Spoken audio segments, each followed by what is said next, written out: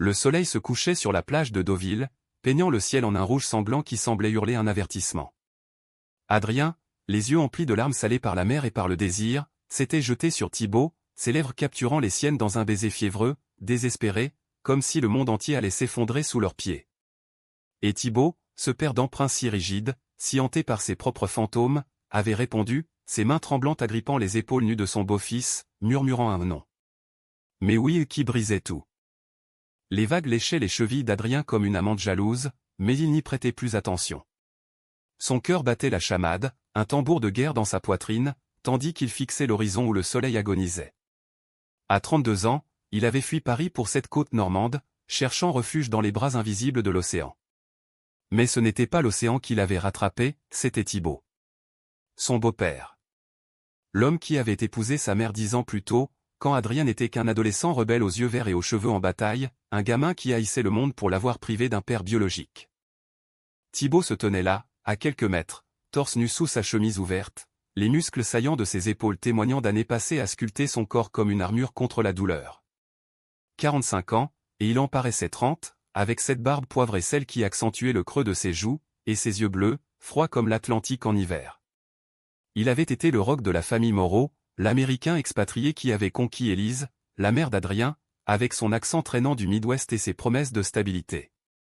Mais ce soir-là, sur cette plage déserte en cette fin d'août 2025, la stabilité n'était plus qu'un mensonge. « Adrien, qu'est-ce que tu fais ici ?» avait grogné Thibaut en le voyant émerger des dunes, silhouette sombre contre le crépuscule. Sa voix était rauque, chargée d'une fatigue qui n'était pas seulement physique. Élise était morte 6 mois plus tôt, emportée par un cancer fulgurant, laissant derrière elle un vide béant que ni les funérailles sobres à Montmartre ni les condoléances murmurées n'avaient pu combler. Adrien avait fui le deuil, Thibaut l'avait poursuivi. Ou peut-être était-ce l'inverse. Adrien n'avait pas répondu.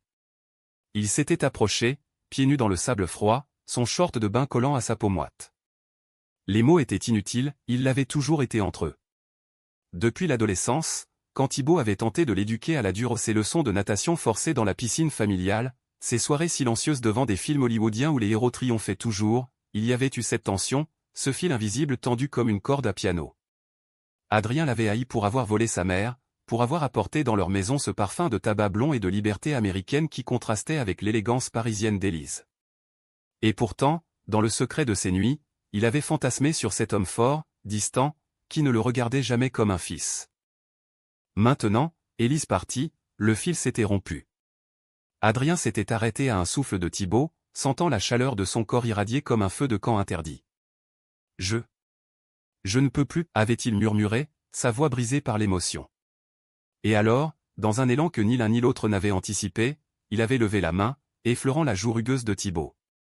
Le geste avait été électrique, un courant qui avait traversé leur peau, allumant des braises qu'ils avaient étouffées pendant des années. Thibaut avait reculé d'un pas, mais ses yeux trahissaient la tempête intérieure. « Arrête, gamin. C'est pas le moment. Pas comme ça. » Sa voix était un grondement, mais il n'avait pas bougé. Adrien, emporté par le désespoir, avait franchi la distance restante, ses lèvres s'écrasant sur celles de Thibaut dans un baiser vorace, salé par les larmes et l'iode. Thibaut avait résisté une seconde, ses poings serrés le long de son corps, puis il avait cédé, ses bras enlaçant la taille fine d'Adrien, ses doigts s'enfonçant dans la chair comme pour ancrer un navire en pleine tempête. Le baiser avait duré une éternité, un mélange de rage et de tendresse qui les avait laissés pantelants. Quand ils s'étaient séparés, le monde avait changé. La plage n'était plus qu'un décor flou, le bruit des vagues un murmure complice. « Qu'est-ce qu'on a fait ?» avait soufflé Thibaut, le front contre celui d'Adrien, sa respiration saccadée.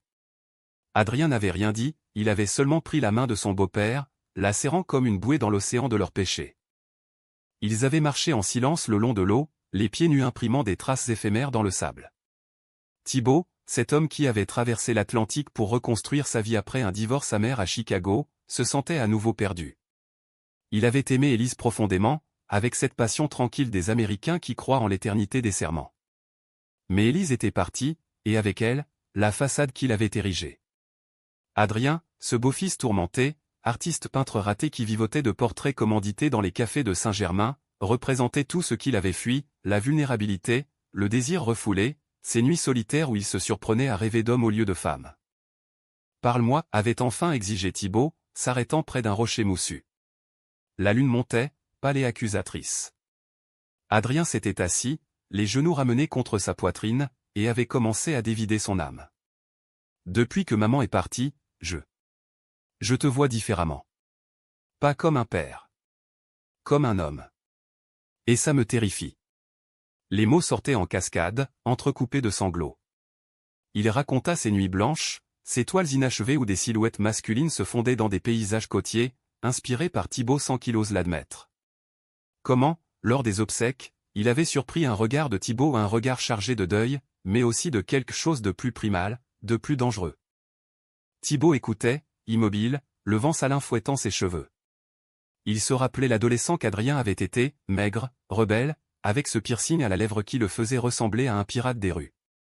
Il l'avait élevé avec rigueur, pensant que c'était son devoir, ignorant les signaux qu'il envoyait lui-même, ses tapes dans le dos qui s'attardaient, ses regards volés dans la salle de bain. « Je suis pas gay », avait-il marmonné, plus pour se convaincre lui-même que pour Adrien. « J'ai aimé ta mère. J'aime les femmes. » Mais sa voix sonnait faux, écho d'un placard qu'il avait verrouillé depuis ses années d'université à l'Illinois, où un baiser volé avec un coéquipier de football l'avait hanté pendant des décennies. La nuit s'épaissit autour d'eux, et avec elle, le désir. Adrien se releva, tendant la main à Thibaut. « Viens. On rentre ?» Leur cabanon loué pour l'été était à 2 pas, une bicoque de bois blanchi par le sel, avec une véranda donnant sur la mer. À l'intérieur, l'air était lourd d'odeur de bois ciré et de linge propre. Thibaut alluma une lampe, jetant des ombres dansantes sur les murs tapissés de photos, Élise riant sur un pont à Paris, Adrien enfant sur un tricycle, Thibaut en costume lors de leur mariage. Ils ne parlèrent pas beaucoup cette nuit-là. Les corps parlèrent pour eux. Sur le lit étroit, sous les draps froissés, Thibaut explora Adrien avec une tendresse maladroite, ses mains calleuses vestiges de son ancien métier de charpentier traçant des chemins de feu sur la peau pâle de son beau-fils. Adrien, plus fluide, plus instinctif, guida les gestes, murmurant des mots en français que Thibaut comprenait à peine mais qui enflammaient son sang. « Laisse-toi aller » souffla-t-il, ses lèvres contre l'oreille de Thibaut. Et Thibaut se laissa aller, pour la première fois depuis des années, dans un tourbillon de plaisir coupable qui les lia à jamais. Au matin, la réalité les rattrapa comme une marée montante. Thibaut se réveilla le premier, fixant le plafond craquelé, le poids d'Adrien contre son flanc comme un reproche vivant. Que avait-il fait? C'était plus qu'une nuit d'égarement, c'était une brèche dans l'ordre du monde. Il se leva doucement, enfila un pantalon, et sortit fumer une cigarette sur la véranda, les yeux rivés sur l'horizon gris. Adrien le rejoignit, enveloppé dans une couverture, les cheveux en désordre. « On en parle ?» demanda-t-il, sa voix encore rauque de sommeil. Thibaut secoua la tête. « On n'en parle pas. On oublie. » Mais ses yeux disaient le contraire, brillant d'une peur qu'il ne pouvait masquer. Adrien sentit la colère monter, cette vieille colère contre l'homme qui contrôlait tout, même ses propres sentiments. « Oublier? Tu crois que c'est possible? Après hier soir ?» Sa voix monta, un cri étouffé par le vent. Thibaut l'attrapa par les épaules, le secouant légèrement. « Écoute-moi, gamin. Ta mère. Elle nous regarderait. Elle nous haïrait pour ça. » Ces mots frappèrent Adrien comme un coup de fouet. Il se dégagea, les larmes aux yeux. « Maman est morte, Thibaut. Et elle t'aimait assez pour vouloir que tu vives. Pas que tu te noies dans la culpabilité. » Il tourna les talons, rentrant dans la maison pour ramasser ses affaires.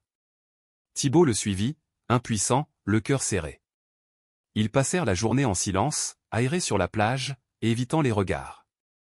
Mais le soir venu, la tension revint, plus forte, plus inexorable. Un dîner frugal au pain, fromage, vin rouge dégénéra en dispute, puis en réconciliation charnelle, plus intense que la veille. C'est ainsi que commença leur été maudit, un ballet de passion et de tourments sur cette côte normande qui semblait conspirer avec eux. Les jours se fondaient en une brume de baisers volés, de promenades main dans la main sous le couvert des dunes, de nuits où Thibaut apprenait à aimer un homme avec la ferveur d'un converti. Adrien peignait, enfin inspiré, ses toiles prenant vie avec des bleus profonds et des chairs nues évoquant leur union. Mais sous la surface, les fissures s'élargissaient. Thibaut recevait des appels de Chicago, de son ex-femme qui flairait quelque chose d'anormal dans sa voix. Adrien, lui, luttait contre ses propres démons, la peur d'être vu, d'être jugé par les amis parisiens qui le connaissaient comme l'homosexuel flamboyant qu'il n'avait jamais osé être pleinement. Un soir de mi-septembre, alors que l'automne pointait son effroi, le conflit éclata. Ils étaient rentrés à Paris, dans l'appartement haussmannien d'Élise, un mausolée de souvenirs. Thibaut avait trouvé une lettre, une vieille correspondance d'Adrien à un amant d'un soir, glissée dans un tiroir. « C'est quoi ça » tonna-t-il, brandissant le papier jauni. Adrien, surpris en pleine cuisine, pâlit. « Rien. Une erreur de jeunesse. » Mais Thibaut, rongé par la jalousie qu'il ne s'avouait pas, explosa. « Tu m'as piégé. Tu m'as fait ça pour te venger, pour détruire ce qui restait de nous. » Les mots volèrent comme des poignards. Adrien hurla sa douleur. « Venger ? C'est toi qui m'as élevé à haïr l'amour. Toi qui m'as regardé comme un fils tout en me désirant en secret. » Thibaut, les poings serrés, frappa le mur, le plâtre se fissurant comme leur lien. Il partit cette nuit-là, dormant à l'hôtel, laissant Adrien seul avec les échos de leurs cris. Les rues de Paris bruissaient d'une indifférence cruelle, automnales feuilles mortes tourbillonnant autour des fontaines du Luxembourg comme des confettis d'un carnaval oublié. Thibaut marchait sans but, son manteau trop chaud pour la tiédeur résiduelle de septembre, le poids de la trahison était-ce la sienne ou celle d'Adrien, lui alourdissant les épaules. Il avait fui Chicago pour Élise, pour cette France qui promettait un renouveau, mais maintenant, tout n'était que ruine. Il s'arrêta dans un bistrot anonyme du Marais, commanda un whisky, un vice américain qu'il n'avait pas touché depuis des années, et laissa l'alcool dissoudre les barrières de sa raison. De l'autre côté de la ville, Adrien errait dans l'atelier de sa mère, entouré de toiles inachevées. Ses doigts tremblants saisirent un pinceau, mais au lieu de peindre, il cassa l'outil contre le chevalet, des éclats de bois volant comme des accusations. « Pourquoi maintenant » murmura-t-il à l'ombre d'Élise, dont le portrait le fixait depuis le mur, serein et accusateur. Il avait toujours su que Thibaut était différent, ses silences lourds lors des dîners familiaux, ses regards détournés quand Adrien rentrait d'une soirée avec un flirt masculin. Mais l'admettre, c'était ouvrir les vannes d'un fleuve de désir qu'il avait canalisé dans des amours éphémères, des nuits sans lendemain pour ne pas affronter l'interdit. Le lendemain, une trêve fragile s'instaura. Thibaut revint à l'appartement, les yeux cernés, une bouteille de Bordeaux à la main comme un drapeau blanc. « On doit parler. Vraiment. » Ils s'assirent dans le salon, face à face, la table basse entre eux comme un no man's land. Adrien versa le vin, ses mains stables par miracle. « Je t'aime » lâcha-t-il d'emblée, les mots tombant comme une sentence. Thibaut sursauta, son verre tintant contre la porcelaine. Pas comme un fils. Comme un homme. Depuis des années. Thibaut baissa les yeux, revoyant les flashs de leur passé, l'été 2015, quand il avait surpris Adrien embrassant un garçon dans le jardin de leur maison de banlieue, la façon dont son estomac s'était noué, non de dégoût, mais d'une jalousie inexplicable. « J'ai fui ça toute ma vie » avoua-t-il enfin, sa voix un murmure. À l'université, il y a eu quelqu'un.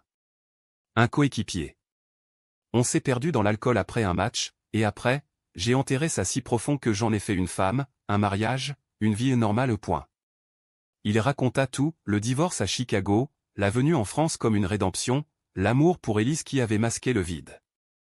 Adrien écoutait, le cœur gonflé d'une compassion inattendue. Il tendit la main, effleurant celle de Thibaut.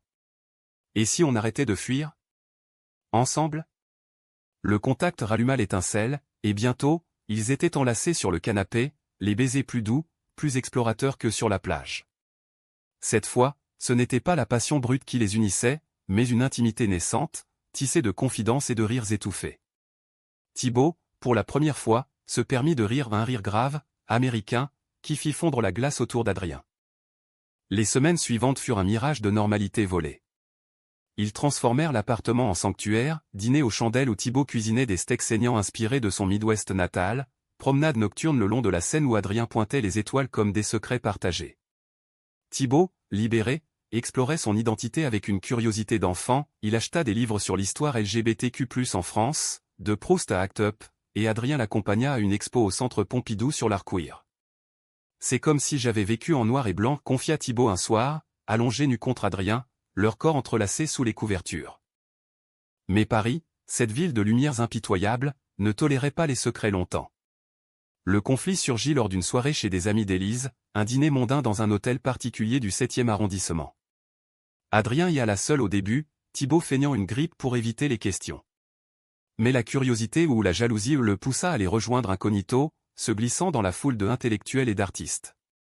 Il vit Adrien, rayonnant dans un costume slim, entouré d'admirateurs, et sentit une pointe acérée au cœur. Puis, le drame, un ami commun, un galeriste nommé Laurent, murmura à l'oreille d'Adrien quelque chose qui le fit blêmir. Thibaut, tapi dans l'ombre, capta des bribes, ton beau-père ? Sérieux ? Élise se retournerait dans sa tombe. Le mot réaction circula, un poison lent. Adrien, sentant le regard de Thibaut, se tourna, et leurs yeux se croisèrent à travers la pièce un regard chargé de panique et de défi. La nuit se termina en fiasco. Thibaut traîna Adrien dehors, dans la pluie fine d'automne, les accusant dans un souffle furieux, « Tu leur as dit ? Tu nous exposes comme ça ?» Adrien, trempé et furieux, riposta, « C'est pas un secret d'État. C'est notre vie. » Ils rentrèrent en taxi, silencieux, la tension palpable comme un orage contenu. À l'appartement, l'explosion fut inévitable. « Tu me traites comme un gamin » hurla Adrien, jetant son manteau au sol. Thibaut, les veines saillantes, répondit, « Parce que tu le hais. Tu joues avec le feu sans penser aux cendres. » La dispute dégénéra en violence verbale, des mots qui lacéraient comme des griffes. Thibaut invoqua le fantôme d'Élise, Adrien celui du placard de Thibaut. « Tu m'utilises pour te sentir vivant » cracha Adrien. Thibaut, blessé, lâcha la bombe, et si c'était vrai ? Et si tout ça n'était qu'une phase, un moyen de combler le vide qu'elle a laissé ? Le silence qui suivit fut assourdissant. Adrien, les larmes coulant, murmura, « Alors pars. Mais ne mens pas à toi-même. » Thibaut partit à l'aube, réservant un billet pour Chicago. « J'ai besoin de temps » écrivit-il dans un mot laissé sur la table. Adrien, seul, s'effondra, le cœur en miettes. Les jours devinrent une brume de travail frénétique, il peignit une série de toiles sombres, des plages hurlantes où des figures enlacées se noyaient dans les vagues. Ses amis, sentant le drame, l'entourèrent, mais aucun ne pouvait combler le vide de Thibaut. De l'autre côté de l'Atlantique, Thibaut atterrit à O'Hare sous un ciel plombé, l'air chargé d'odeurs de hot-dog et de bitume. Chicago l'accueillit comme une vieille amante jalouse, son ex-femme, Sarah, l'invita à dîner, flairant sa vulnérabilité. « Tu as l'air perdu, Thib, dit-elle, ses yeux perçants. » Il parla pas tout, mais assez, le deuil, la confusion. Sarah, avec sa franchise yankee, l'envoya voir un thérapeute, un homme bourru nommé Hank qui avait lui-même traversé le coming out à 50 ans. Les séances étaient un purgatoire, Hank déterrait les couches de déni, forçant Thibaut à affronter le baiser sur la plage comme un tournant, pas une aberration. L'amour n'a pas de pédigré, grogna Hank un jour. Thibaut, suant, admis, c'est mon beau-fils. C'est tabou. Hank haussa les épaules, le tabou, c'est ce qu'on en fait. Et si c'était juste de l'amour ? Pendant ce temps, à Paris, Adrien touchait le fond. Une exposition solo approchait, mais ses toiles hurlaient sa douleur. Lors d'une nuit arrosée au Faust, un bar gai du Marais, il se laissa draguer par un bellâtre nommé Julien, un danseur aux abdos sculptés. Ils rentrèrent ensemble, mais au moment crucial, Adrien s'effondra en sanglots. « C'est pas toi, murmura-t-il. Julien, compatissant, l'écouta jusqu'à l'aube, et Adrien, pour la première fois, confia tout, la plage, les nuits passionnées, la fuite de Thibaut. La nouvelle de leur liaison fuitait déjà dans les cercles parisiens, un chuchotement malveillant qui atteignit Thibaut via un email anonyme, « Ton fils parade avec notre histoire. Reviens ou perds-le. » Le choc le frappa comme un uppercut. Il annula son billet retour, mais le doute s'insinuait, était-ce une trahison d'Adrien, ou la sienne propre ? L'hiver s'abattit sur Paris comme un linceul, la neige rare mais mordante recouvrant les toits haussmanniens d'un manteau blanc qui étouffait les bruits de la ville. Adrien, isolé dans l'appartement, peignait avec une frénésie qui frisait la folie, ses toiles devenant des cris, des corps entrelacés dans des tempêtes de sable, des plages noyées de sang bleu non pas violence, mais passion dévorante. L'exposition aux Galeries Laurent ouvrait dans 2 semaines, et il y mit tout, une série intitulée « Plage interdite », inspirée de Deauville, de Thibaut, de leur amour maudit. Les critiques affluaient déjà en privé, cru, viscéral, un queer français avec un twist américain, écrivit un journaliste du Monde. Mais Adrien n'en tirait aucune joie. Les nuits étaient pires, hantées par le fantôme de Thibaut, son odeur de savon et de mer, sa voix grave murmurant des « je t'aime » en anglais approximatif. Il appelait parfois, des conversations hachées où Thibaut parlait de thérapie, de Chicago, mais jamais de retour. « J'ai besoin de guérir » disait-il. Adrien raccrochait, le cœur en lambeaux, se jetant dans les bras de Julien pour anesthésier la douleur. Julien était un baume temporaire, drôle, léger, avec un rire qui faisait pétiller les bulles de champagne. Il sortait dans les clubs du Marais, dansait jusqu'à l'aube sous des lumières stroboscopiques, corps pressé dans la foule anonyme. Mais Adrien se sentait sale, comme si chaque baiser à Julien était une trahison supplémentaire. « C'est lui que tu aimes » murmura Julien un soir, après une étreinte tiède. Adrien nia, mais les larmes le trahirent. Julien partit, laissant un mot, trouve-le. Ou perds-toi. À Chicago, Thibaut sombrait dans une routine grise, boulot freelance en menuiserie pour des lofts branchés du LOP, soirée solitaire dans un studio exigu avec vue sur le lac Michigan, gelé et impitoyable. Hank, son thérapeute, poussait dur, écris-lui. Pas un email. Une lettre. Thibaut obéit, les mots coulant comme du sang, il décrivit ses doutes, son amour naissant pour Adrien qui grandissait en absence, la peur de la société aux familles, amis, le fantôme d'Élise. Je t'ai fui parce que je me fuyais, écrivit-il. La lettre partit, un corbeau noir dans le ciel transatlantique. Elle arriva à Paris un matin de verglas, Adrien la trouvant sur le paillasson, caché brisé par le froid. Il la lut debout dans le hall, les jambes flageolantes, puis s'effondra en pleurs sur le parquet. C'était une déclaration, brute et honnête, qui balayait les doutes. Reviens, griffonna-t-il en réponse, mais l'hésitation le retint d'envoyer. Au lieu de ça, il courut à la gare, prenant un train pour Deauville, le lieu du crime, le berceau de leur passion. La plage était déserte, balayée par un vent hurlant qui fouettait les dunes comme un châtiment. Adrien s'assit là où tout avait commencé, le rocher moussu comme un autel païen. Il creusa dans le sable, enfouissant la lettre de Thibaut comme un trésor, murmurant des prières à l'océan. « Si tu m'aimes, reviens » implora-t-il aux vagues.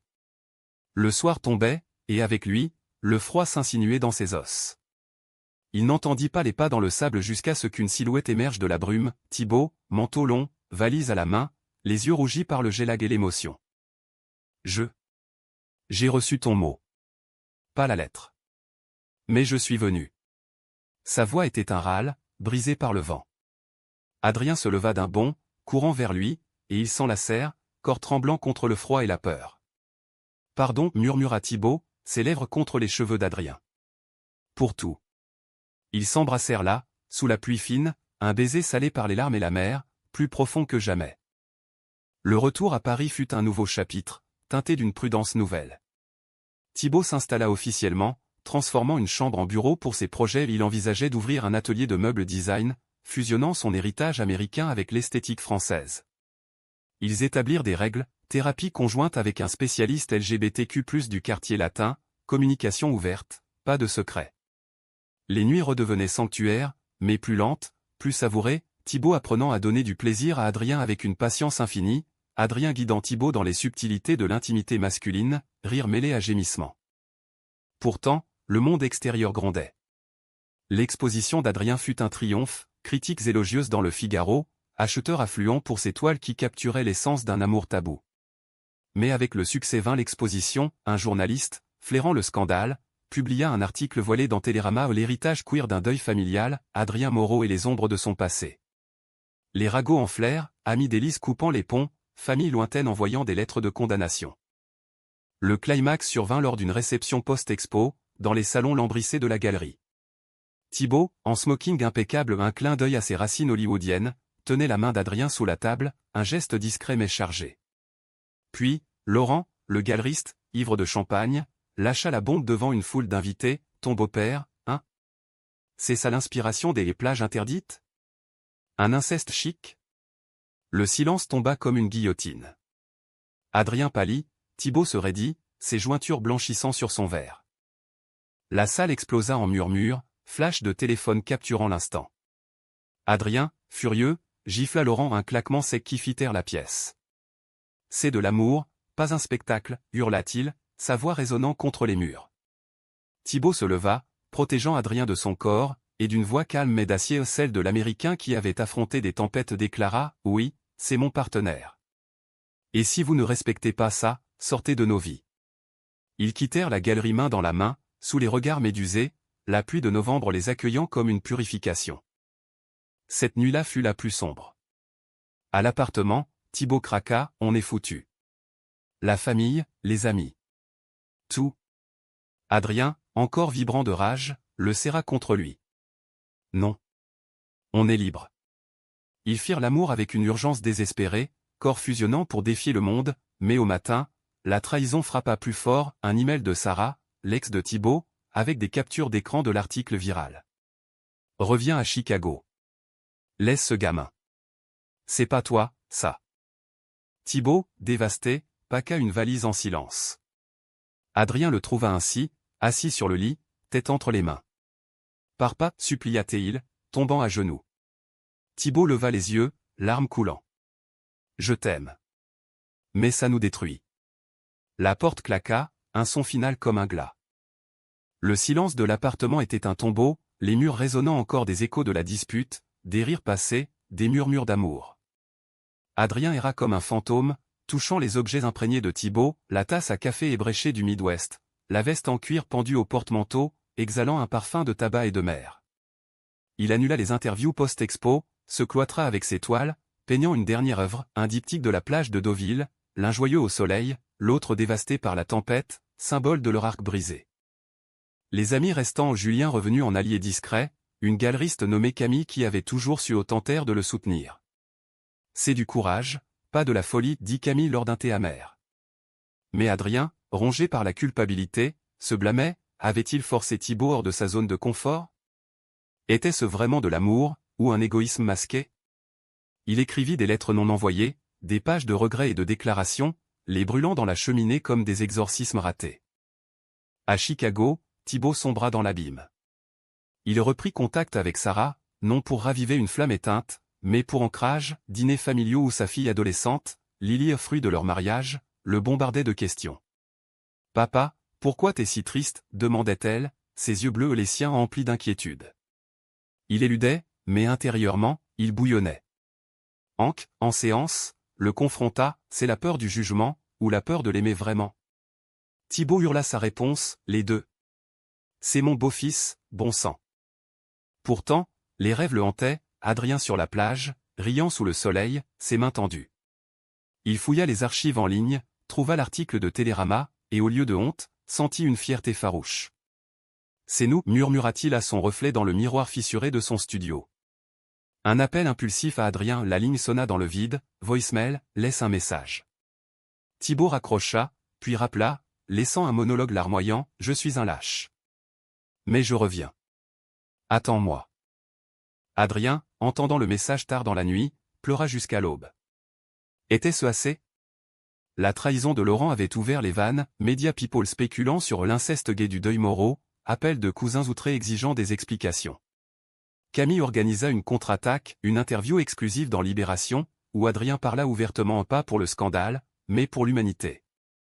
L'amour ne choisit pas les règles. Il les brise. Thibaut m'a appris ça. L'article fit sensation, shiftant le narratif, de tabou à témoignage poignant, un plaidoyer pour l'acceptation queer en deuil. Thibaut lut ça depuis un café du Lop, le cœur serré. Il booka un vol immédiat, atterrissant à Charles de Gaulle sous un ciel de plomb, janvier 2026.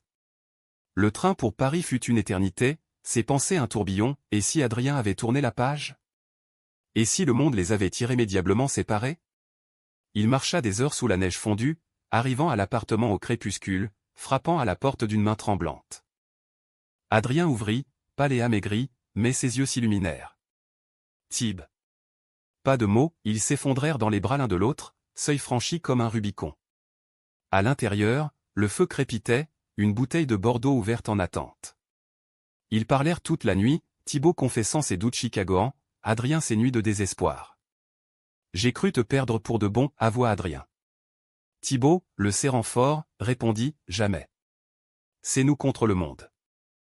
Leur réconciliation fut lente, tissée de gestes tendres, Thibaut cuisinant des pancakes américains pour le petit déjeuner, Adrien lisant du Baudelaire à voix haute, leur corps redécouvrant l'harmonie dans des étreintes paresseuses. Mais le vrai test vint avec la famille. Lily, la fille de Thibaut, arriva pour Pâques, une ado de 16 ans curieuse et directe. Lors d'un dîner tendu, Adrien nerveux, Thibaut protecteur, elle lâcha, papa m'a tout dit. C'est cool. T'es pas mon oncle, hein? Adrien rit, soulagé, et Lily l'embrassa sur la joue, maman dit que l'amour, c'est l'amour. Pourtant, la trahison ultime guettait. Un soir de printemps, alors qu'il flânait aux Tuileries, Thibaut reçut un appel, Sarah, en larmes. Lily. Elle a vu les articles. Les gosses à l'école la harcèlent. À cause de toi et de lui. La voix de Thibaut se brisa, je rentre. Adrien, sentant le sol se dérober, supplia, non. On affronte ensemble. Mais Thibaut, déchiré, partit pour Chicago, promettant un retour rapide.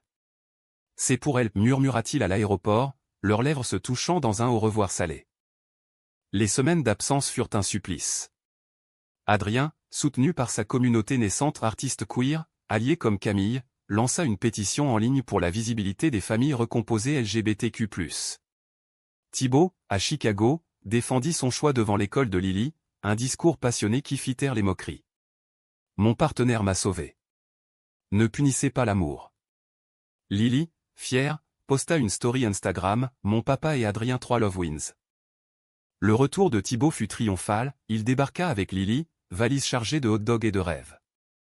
On reste, annonça-t-il, agenouillé devant Adrien, une bague simple ou un anneau d'argent gravé et plage interdite à la main. Pas un mariage, mais un engagement, un vœu profane sous les cerisiers en fleurs. L'été 2026 revint, chaud et indulgent, effaçant les cicatrices de l'hiver comme les marées effacent les pas sur le sable. Thibaut et Adrien, main dans la main, reprirent le chemin de Deauville, cette fois avec Lily en remorque une ado pétillante qui collectionnait les selfies sur la plage et bombardait Adrien de questions sur Paris. Le cabanon loué était le même, bois blanchi par le sel, véranda ouverte sur l'océan qui semblait les absoudre. C'est ici que tout a commencé, murmura Thibaut ce premier soir, Adrien contre son épaule, Lily dormant à l'étage. Les jours s'étirèrent en une symphonie de guérison, baignade où Lily éclaboussait son oncle Adrien, dîner au barbecue où Thibaut grillait des burgers avec un accent yankee exagéré, nuit où Adrien et Thibaut s'enlaçaient sous les étoiles, leur corps familier comme une carte routière bien usée. Thibaut avait vendu son studio de Chicago, investi dans l'atelier parisien, des meubles hybrides, bois français sculptés avec des lignes art déco américaines, une métaphore de leur union. Adrien exposait à New York bientôt, une galerie de Chelsea l'ayant repéré pour son récit queer transatlantique. Mais la vie, cette grande dramaturge, réservait un dernier acte. Lors d'une promenade vespérale, Thibaut trébucha sur une pierre, une chute anodine qui réveilla une douleur ancienne au genou aux séquelles d'un accident de chantier. À l'hôpital de Deauville, les examens révélèrent plus, un nodule au poumon, ombre d'un passé enfumé. Pas cancer, diagnostiqua le médecin, mais précurseur. Arrête de fumer, et surveille. Thibaut, stoïque, cacha l'inquiétude, mais Adrien, sentant le changement, le confronta cette nuit-là. Dis-moi, insista-t-il, leurs mains liées sur le lit d'hôpital improvisé à la maison. Thibaut craqua, larmes coulant, j'ai peur de te laisser. Comme Élise. Adrien, le cœur serré, répondit avec une tendresse infinie, tu ne me laisseras pas. On affronte ça ensemble. Comme tout.